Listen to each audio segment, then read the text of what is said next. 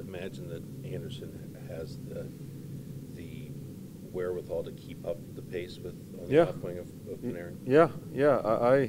I think Andy's getting better and better.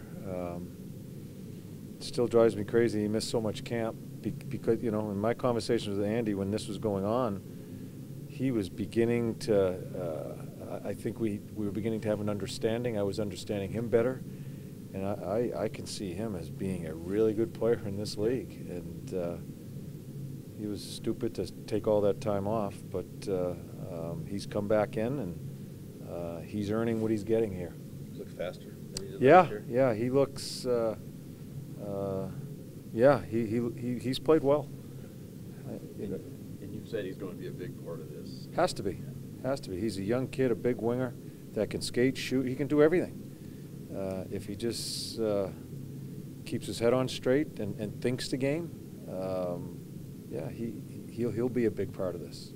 You know, for 2 years in Chicago, we've watched Panarin work with like a skilled guy like Kane, but not really have a power forward type of guy like Anderson. I mean, this is kind of new territory here for that. How do you suspect that will kind of play out? Yeah, we're going to let it play out. Yeah, I don't know. I think he can play with anybody. I think he can adapt his game, and I think he's been pretty good through the beginning of this year, and with us trying to find the right situation there. So I'm. You can, like you say, you can write it on paper, and that guy distributes the puck. He's a lefty, or he's a righty, or whatever. You can go all through this. You got to let him play. And then to me, it's not analytics. It's not writing down on a piece of paper. It's an eyeball test. Is it working, or is it isn't? I've tried to give it time with some of the lines here. I don't want to get into a situation where I'm always changing them, but I still have not found what I think is the right combinations with some of the kids that are in our lineup, and trying to balance having someone play with the kids, along with just lines playing well and guys playing well. Last night, when we changed the lines to where they were, I felt pretty comfortable as far as what was going on. I saw Cam come alive. I saw him touch the puck a little bit more.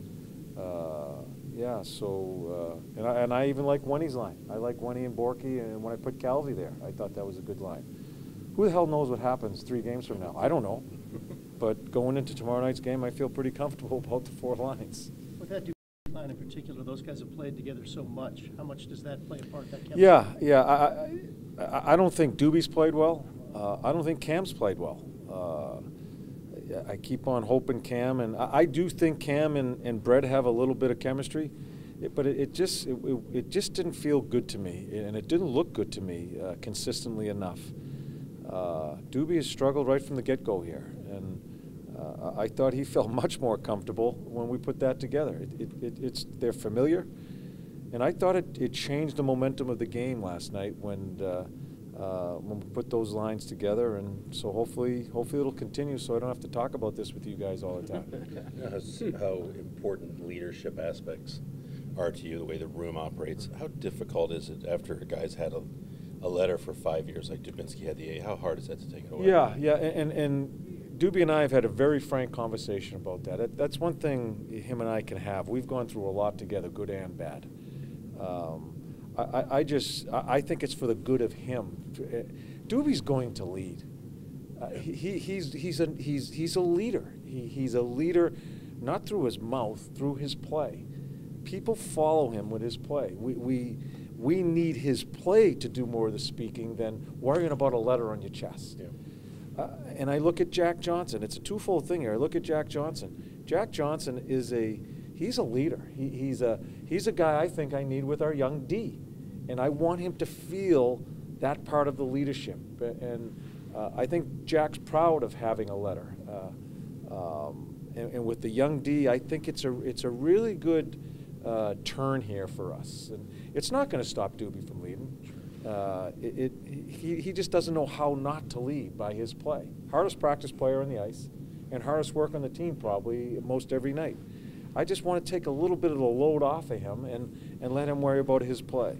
And I think it's a great situation for Jack to feel more comfortable with some of our young D to step in Yeah. and bring some of that. This isn't punitive, anything he did, it's just his play. It's worrying about Doobie's game and getting him situated. And is there, in the future, could you add a guy and rotate? I mean, some teams have 3 or 4. I'm not a big believer in rotating. Listen, I'm not a big letter guy anyway. I think you find who your leaders are. That's why we have a leadership group. Without a letter being on there, to me, it's not a real. It's not a big deal to me. Especially with the person we're dealing with there in Brandon, he's going to do the right things. So yeah. Speaking of leadership, oh, go ahead. I was going to say, you have a few games now with Nudavara in there. It looks like he's kind of fitting in pretty well. What have been your Moves the puck impressions? well. Yeah. Has been up the ice. I'm really encouraged with him and all our D, as aggressive we've been joining the rush. Score a couple of goals last night with our D joining. Nick scores a goal because Jack joins. Jonesy. Z is always up there. Nudie can do that. He gets us out of our end zone. I think all our D went a little bit too much east-west last night. So we're going to continue to stress, especially with Nudie, because Nudie drove me crazy last year that he'd always look to his partner first. I think we're over the hump with him there.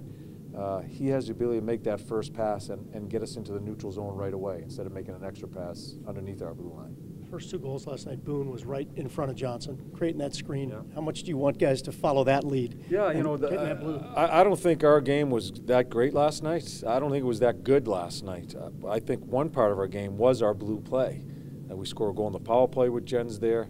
Calvi ties a face-off. There's a tie face-off. He wins the battle on the boards, goes to the blue, deflects it, and scores a rebound, all in the same play within 10 seconds. We've had a lot of people go into the blue last night, I thought. And Jens is, it's contagious when he's on the ice, when he starts doing those things. We put him on the power play last night, and he immediately makes an effect by just taking the goalie's eyes away. John, you've talked back to Jack a little bit. You've talked last year about how he's just a consummate professional, and the guys would share stories how he'd talk to the younger defensemen. Have you seen him continue to evolve, or is it just recognition of those traits?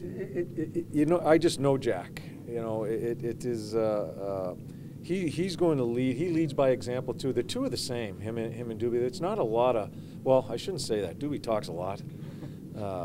Jack doesn't say much, but he leads by example. I think he's been a leader since he's come into this league. He was a bit of a renegade when he first came in. He was up the ice, taking chances.